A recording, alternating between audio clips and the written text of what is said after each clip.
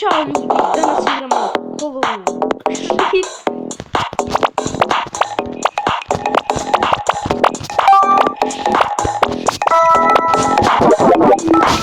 Svit,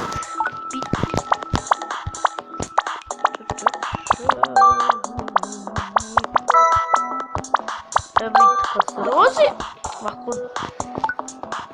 kad ste, evo sad dobio sam plavu boju, kad ste plavi morate pravosti plavo, onda ako spavamo 4 boje, dobijete novu boju i idete dalje. Koji su plavi.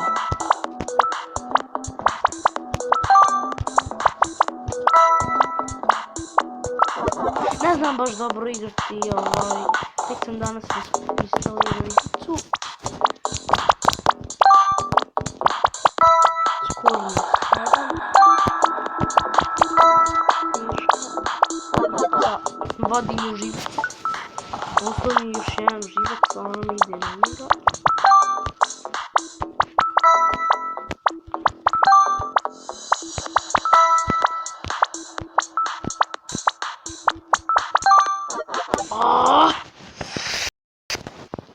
Evo, ove me reklame nerviraju i kad ste sada žuti, ne smijete ići kroz plavo, da biste ili kroz ljubičasto rozu. Tamo smijete ići kroz plavo, ovo svijet plavo, ne smijete ići kroz žuto, rozu, ljubičasto.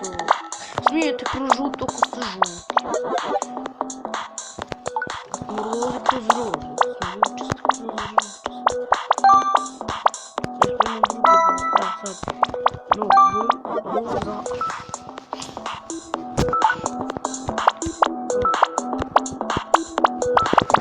Prvi video, prva epizoda od Hollow Sheet, hajde, malo se zeznam.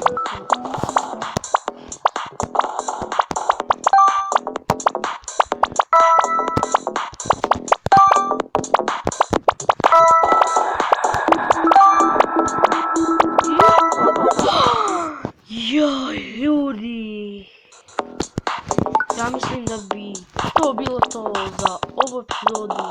Ako vam se svidio ovaj video, subscribeujte, lajkajte i postavite komentar. Ćao ljudi!